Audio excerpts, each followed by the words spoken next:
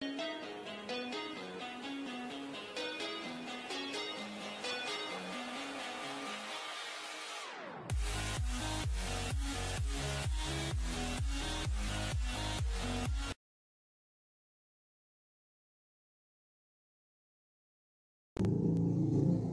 ¿qué tal amigos? Nuevamente en el canal trayéndole de vuelta un tema nuevo. Ahora vamos a hablar acerca del derecho civil, pero más específicamente vamos a hablar de lo que son en términos generales las obligaciones. Recordemos que el derecho civil es la columna vertebral de muchas áreas del derecho, pero las obligaciones son uno de los pilares más importantes que se encuentran regidos dentro de la sociedad y regulados por la materia civil. Las obligaciones son parte de la vida diaria. Todos, de una u otra manera, sabemos que tenemos derechos y también tenemos obligaciones, de manera general, desde un niño hasta un adulto. El niño, por ejemplo, sabe que tiene el derecho de ir a la escuela y que los padres tienen la obligación de mandarlo, solo que muy pocos saben de la existencia de las obligaciones y la regulación dentro del derecho civil. En su mayoría, los estudiantes y conocedores del derecho son los que tienen una noción de qué tipo de obligaciones existen, cuáles son sus características y dónde las encontramos dentro de lo que es el Código Civil. En este video, ustedes conocerán qué es la obligación, las características, sus alcances y sus efectos. En la primera unidad, porque, bueno, este video va a estar dividido en 5 capítulos o 5 unidades. La primera unidad que vamos a abordar o estudiar es la unidad 1 o la obligación y sus efectos. Y posteriormente les diré los temas consecutivamente pasen los videos. Miren, por ejemplo, en la unidad 2 vamos a ver las fuentes de las obligaciones. En la unidad número 3, las modalidades de las obligaciones. En la 4, el incumplimiento y la transmisión de obligaciones. En la 5, que es la última, vamos a ver la extinción de estas mismas, de las obligaciones. Pero sin más por el momento vamos a empezar a continuar. Ya que esta primera unidad conoceremos el significado etimológico de la palabra obligación, sus elementos que la forman, el objeto, el nexo causal, así como los efectos comunes de la misma. En la segunda, conoceremos de dónde nacen las obligaciones, es decir, las fuentes de las cuales emanan y cuáles tipos de fuentes existen. En la tercera unidad vamos a identificar algunas de las principales modalidades de la obligación, así como sus características esenciales. Y en la penúltima, conoceremos las formas de transmisión de las obligaciones, es decir, que pasan de un sujeto a otro y cuáles son las consecuencias al no cumplir con estas. Y en la última unidad conoceremos cuáles son los medios de extinción de la obligación y las distintas maneras de cómo se puede determinar la obligación y los efectos jurídicos que causan. Pero para adentrarnos en esta unidad vamos a conocer la importancia de las obligaciones desde su significado etimológico, donde conoceremos la raíz de la palabra obligación. Identificaremos los elementos principales de los cuales la integran, el cual se encuentra conformado por sujeto, objeto y relación jurídica.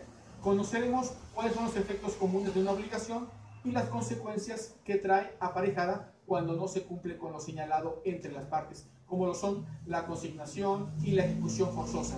Además, conoceremos las formas de transmisión, las modalidades y de extinción. Empecemos con lo que es el concepto. La palabra obligación proviene del latín obligare, obligatio, que significa alrededor, y ligare, que significa o que expresa un significado de atar, es decir, la expresión de atar. Así es como se debe de entender este término, como una ligadura física o una sujeción moral que generan distinciones entre las obligaciones jurídicas y las obligaciones morales, existiendo de tal acción en las primeras la obligación y la exigibilidad, mientras que en las segundas se suma a lo anterior una consecuencia. En la relación de la obligación participan 3 elementos principales, a saber, los sujetos, que serán la parte principal de la obligación. Estos son los sujetos tanto activo como pasivo, y tenemos también el objeto, el cual será el elemento principal que una a los sujetos activo y pasivo, y sin el cual pues no se podría dar la existencia de la obligación.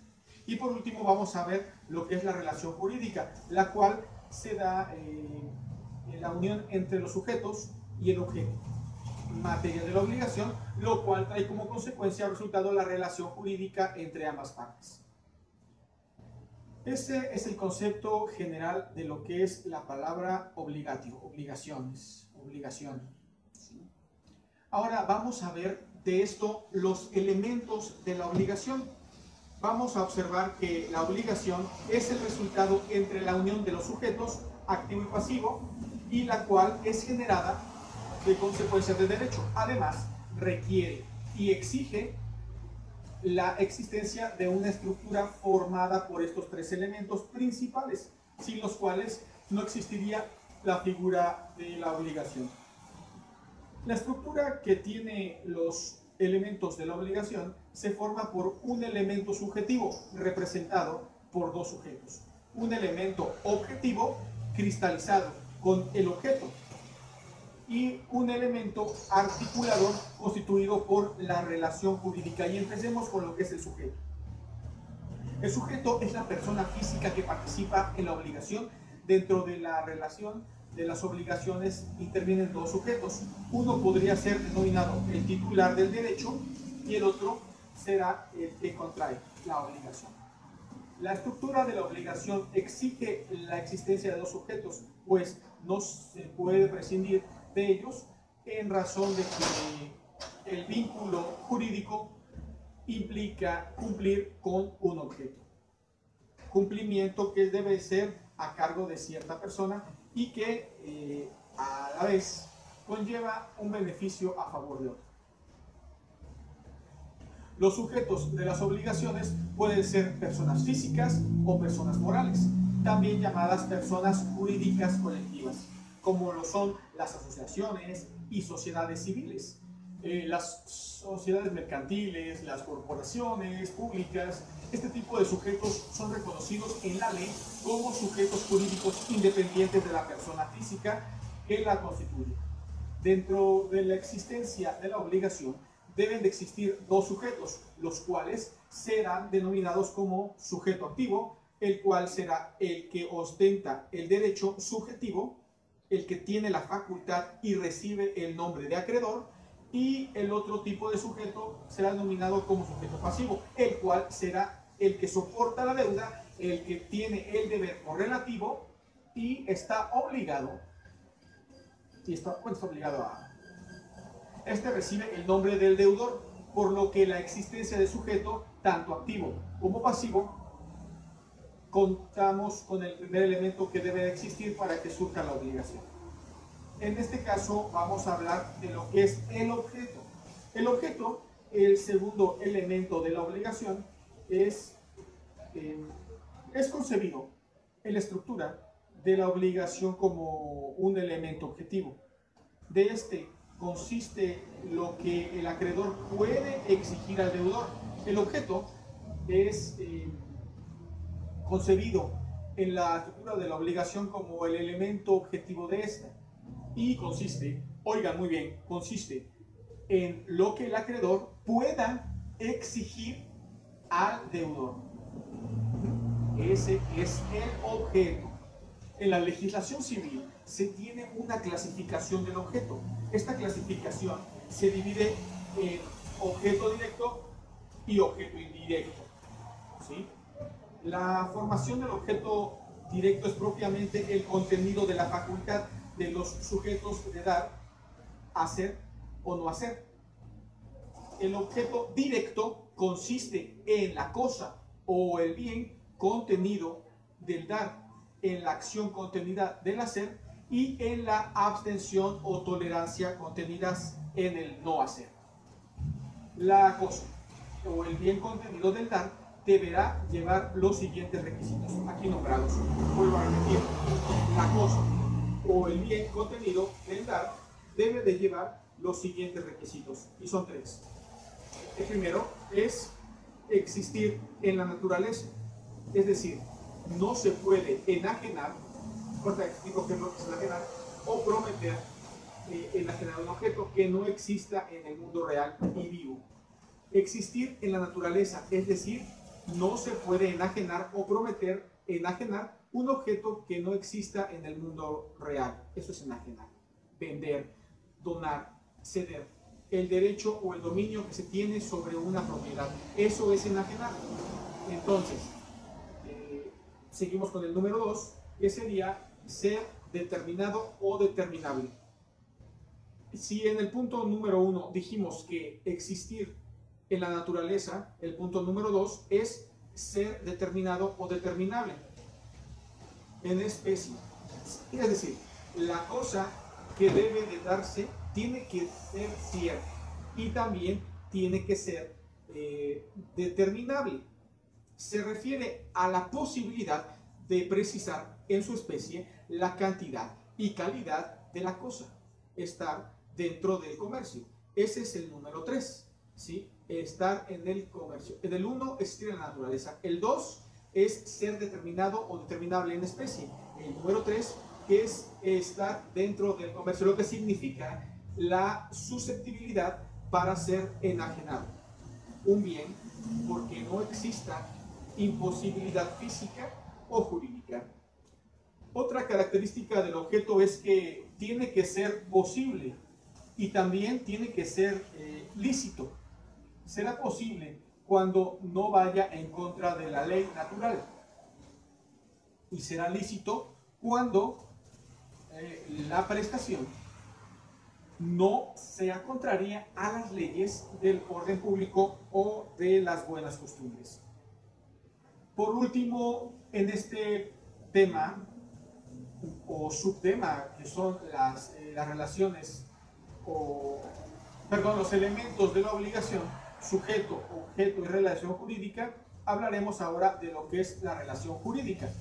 El término relación es utilizado para la acción de vincular, subordinar o corresponder, manifestada como la situación jurídica que constriñe al deudor a ejecutar cierta prestación y a su vez faculta al acreedor para recibir o en su caso exigir su cumplimiento. La relación jurídica la podemos entender como, escuchen muy bien, la vinculación jurídica dinámica entre dos o más personas. Se establece para regular sus intereses que se manifiestan como deberes y a la vez obligaciones y derechos que constituyen el objeto de la relación. En este rubro, la obligación es donde se generan las cargas y las facultades de los sujetos que participan dentro de la obligación. Por ejemplo, una obligación que comience con una relación de deuda por el uso de una tarjeta de crédito en el cual origina en el deudor dos deberes u obligaciones distintas o de distinto orden.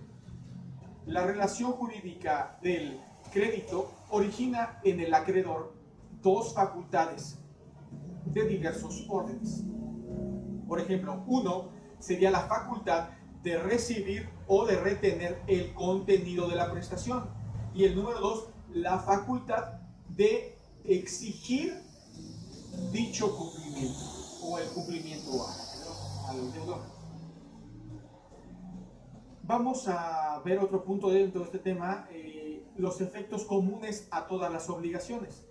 Los efectos de las obligaciones son las consecuencias de orden jurídico derivados de la existencia y virtualidad de la obligación jurídica que surgen entre sujetos activo y pasivo, es decir, el deudor y el acreedor.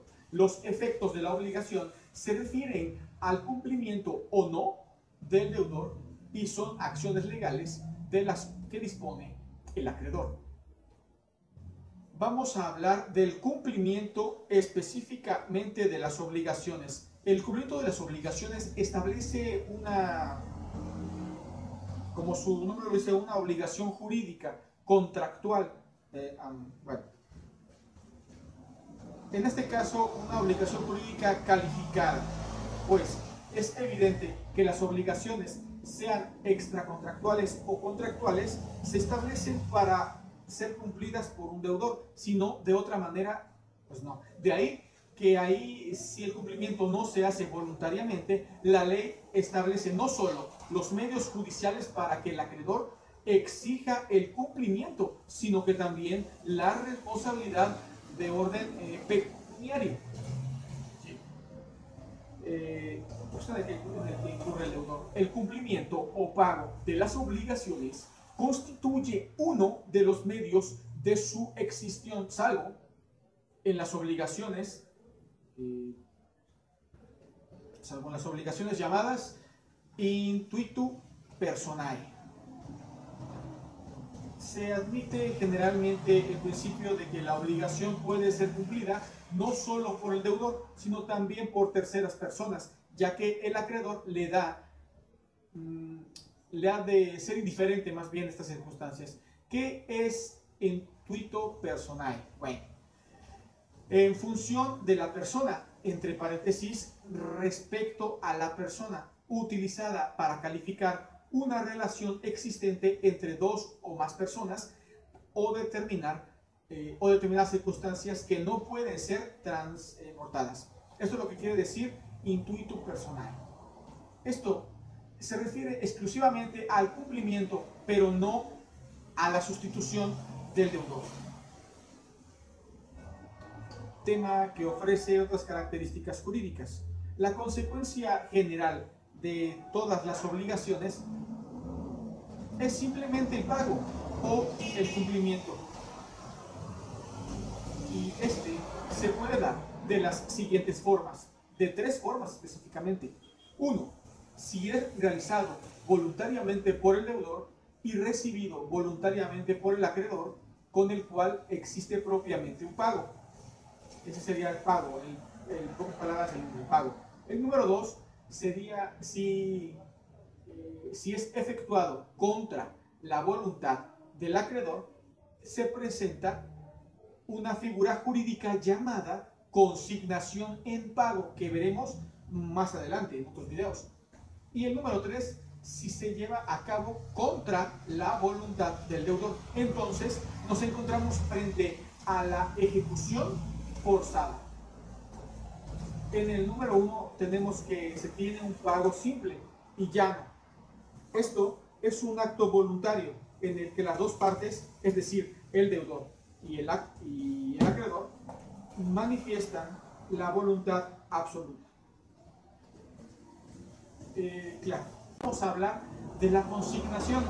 La consignación es la acción y efecto de señalar, ya sea bienes o algún otro monto para lo que se cubra una cantidad, o también una renta que se pueda leer. La consignación se da procedente en los siguientes casos: cuando el acreedor se niegue a recibir el pago, cuando se resista a entregar justificadamente un pago, cuando en ocasiones el acreedor sea desconocido, cuando el deudor se encuentre fuera de la jurisdicción del acreedor y también cuando tenga un derecho dudoso, cuando el acreedor es incapaz o el acreedor fuera anulado, ¿no? La propiedad que fuera anulada. Una vez que se lleva a cabo el procedimiento de la consignación, el juez ordenará se dé vista al acreedor para que dentro del término de 3 días manifieste lo que a su derecho convenga, pudiendo el acreedor comparecer y recibir el pago. En este supuesto, tácitamente el acreedor acepta el pago del deudor. Comparecer y no recibir el pago. En este supuesto únicamente comparecen para hacer saber al juez que no le interesan los bienes y que solicite el pago del monto inicial, origen del juicio. Simplemente dejar de comparecer interpretándose como no aceptar el pago, en este supuesto, al no comparecer claramente el acreedor, demuestra que no se encuentra interesado en el pago ofrecido. Tratándose de obligaciones de hacer, aunque las reglas de procedimiento de consignación de pago están previstas por la ley, sus principios son aplicables para efecto de cumplimiento de la obligación, para no caer en mora. Si la obligación es el plazo cumplido, se puede recurrir a la consignación. El deudor tiene a su cargo las obligaciones y derechos de hacer o no hacer el pago. también de ofrecer el pago con cosas distintas a las que debería para no caer en mora, dándose por cumplido así aceptada por el acreedor.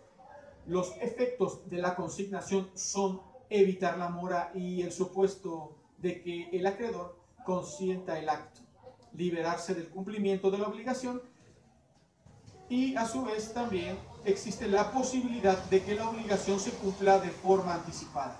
Y la más importante, el cumplimiento de las obligaciones trae como consecuencia la compensación del pago de daños y perjuicios. Por último, vamos a ver en este tema lo que es, a grandes rasgos, la ejecución forzada o forzosa. Ejecución forzosa es cuando el deudor cumple voluntariamente el pago de la deuda.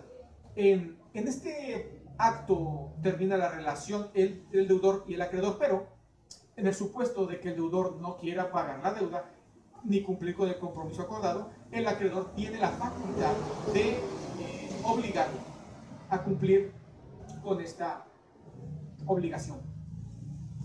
Es la última consecuencia para hacer cumplir al obligado con el pago.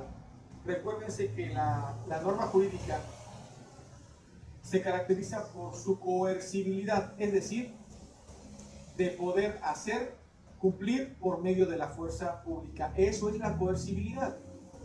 La ejecución forzosa se aplica en todas las obligaciones y debido a esta, el juez condena a su cumplimiento, pues se reitera que los efectos de las obligaciones es forzar a la parte que no quiera cumplir con lo acordado en el debido cumplimiento. Una de las características principales de la ejecución forzosa es que el deudor se resista a cumplir con la obligación pactada por el acreedor. Así pasa a la medida de coacción posible y puede ser obtenido a la solicitud del acreedor, finalmente a hacer una sentencia judicial que ejerza opuesta a las partes en pugna, así por no respetar las normas. Esto fue todo acerca de la unidad número 1 llamada obligación y sus efectos. Esto es del Derecho Civil 3 y continuamos adelante en la unidad 2 en las fuentes de las obligaciones. Pero por el momento me despido. Yo soy el psicólogo y futuro abogado Jesús Pérez Mitre Arango. Hasta luego.